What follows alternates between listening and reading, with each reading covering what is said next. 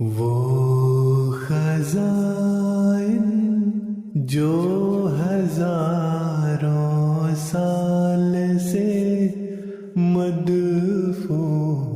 تھے، اب میں دیتا ہوں اگر کوئی ملے امیدوار، کوئی ملے امیدوار۔ اعوذ باللہ من الشیطان الرجیم، بسم اللہ الرحمن الرحیم۔ درس از تحریرات سیدنا حضرت اقدس مسیح موعود علیہ الصلوۃ والسلام۔ اللہ تعالیٰ جل شانہ و عز اسمہ کے بارے میں حضرت اقدس مسیح موعود علیہ الصلوۃ والسلام فرماتے ہیں، خدا تعالیٰ نے عاجز انسانوں کو اپنی کامل معرفت کا علم دینے کے لیے اپنی صفات کو قرآن شریف میں دو رنگ پر ظاہر کیا ہے۔ اول اس طور پر بیان کیا ہے جس سے اس کی صفات استعارہ کے طریق پر مخلوق کی صفات کی ہم شکل ہیں، جیسا کہ وہ کریم رحیم ہے، محسن ہے، اور وہ غضب بھی رکھتا ہے، اور اس میں محبت بھی ہے، اور اس کے ہاتھ بھی ہیں، اور اس کی آنکھیں بھی ہیں، اور اس کی ساقین بھی ہیں، اور اس کے کان بھی ہیں۔ نیز یہ کہ قدیم سے سلسلہ مخلوق کا اس کے ساتھ چلا آیا ہے، مگر کسی چیز کو اس کے مقابل پر قدامت شخصی نہیں، ہاں قدامت نوعی ہے، اور وہ بھی خدا کی صفت خلق کے لیے ایک لازمی امر نہیں، کیونکہ جیسا کہ خلق یعنی پیدا کرنا اس کی صفات میں سے ہے، ایسا ہی کبھی اور کسی زمانہ میں تجلی وحدت اور تجرد اس کی صفات میں سے ہے، اور کسی صفت کے لیے تعطل دائمی جائز نہیں،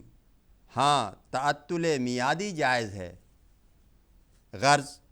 چونکہ خدا نے انسان کو پیدا کر کے اپنی ان تشبیہی صفات کو اس پر ظاہر کیا جن صفات کے ساتھ انسان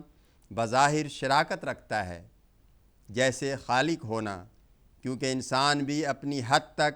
بعض چیزوں کا خالق یعنی موجد ہے۔ ایسا ہی انسان کو کریم بھی کہہ سکتے ہیں، کیونکہ وہ اپنی حد تک کرم کی صفت بھی اپنے اندر رکھتا، اور اسی طرح انسان کو رحیم بھی کہہ سکتے ہیں، کیونکہ وہ اپنی حد تک قوت رحم بھی اپنے اندر رکھتا ہے، اور قوت غضب بھی اس میں ہے۔ ایسا ہی آنکھ، کان وغیرہ سب انسان میں موجود ہیں۔ پس ان تشبیہی صفات سے کسی کے دل میں شبہ پیدا ہو سکتا تھا کہ گویا انسان ان صفات میں خدا سے مشابہ ہے، اور خدا انسان سے مشابہ ہے۔ اس لیے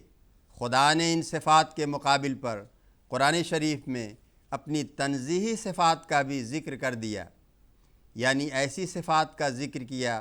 جن سے ثابت ہوتا ہے کہ خدا کو اپنی ذات اور صفات میں کچھ بھی شراکت انسان کے ساتھ نہیں،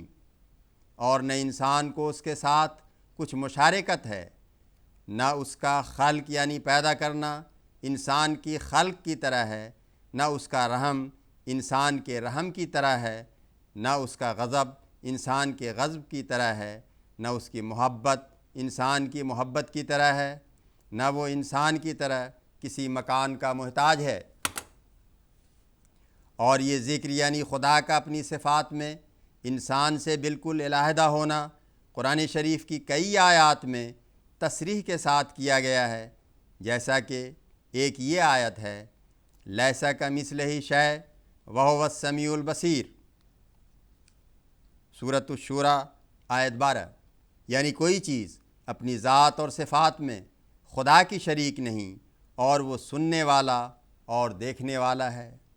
اور پھر ایک جگہ فرمایا، اللہ لا الہ الا ہو الحی القیوم لا تاخذہ سنۃ ولا نوم لہ ما فی السماوات و ما فی الارض من ذا الذی یشفع عندہ الا باذنہ یعلم ما بین ایدیہم وما خلفہم ولا یحیطون بشیء من علمہ الا بما شاء وسع کرسیہ السماوات والارض ولا یؤودہ حفظہما وہو العلی العظیم۔ سورۃ البقرہ آیت 256۔ ترجمہ: حقیقی وجود اور حقیقی بقا اور تمام صفات حقیقیہ خاص خدا کے لیے ہیں اور کوئی ان میں اس کا شریک نہیں۔ وہی بے ذات ہی زندہ ہے اور باقی تمام زندے اس کے ذریعہ سے ہیں، اور وہی اپنی ذات سے آپ قائم ہے اور باقی تمام چیزوں کا قیام اس کے سہارے سے ہے۔ اور جیسا کہ موت اس پر جائز نہیں، ایسا ہی ادنا درجہ کا تعطل حواس بھی جو نیند اور اونگ سے ہے وہ بھی اس پر جائز نہیں، مگر دوسروں پر جیسا کہ موت وارد ہوتی ہے، نیند اور اونگ بھی وارد ہوتی ہے۔ جو کچھ تم زمین میں دیکھتے ہو یا آسمان میں، وہ سب اسی کا ہے اور اسی سے ظہور پذیر اور قیام پذیر ہے۔ کون ہے جو بغیر اس کے حکم کے اس کے آگے شفاعت کر سکتا ہے؟ وہ جانتا ہے جو لوگوں کے آگے ہے اور جو پیچھے ہے، یعنی اس کا علم حاضر اور غائب پر محیط ہے، اور کوئی اس کے علم کا کچھ بھی احاطہ نہیں کر سکتا۔ لیکن جس قدر وہ چاہے، اس کی قدرت اور علم کا تمام زمین و آسمان پر تسلط ہے، وہ سب کو اٹھائے ہوئے ہے۔ یہ نہیں کہ کسی چیز نے اس کو اٹھا رکھا ہے، اور وہ آسمان و زمین اور ان کی تمام چیزوں کے اٹھانے سے تھکتا نہیں، اور وہ اس بات سے بزرگ تر ہے کہ ضعف اور توانائی اور کم قدرتی اس کی طرف منسوب کی جائے۔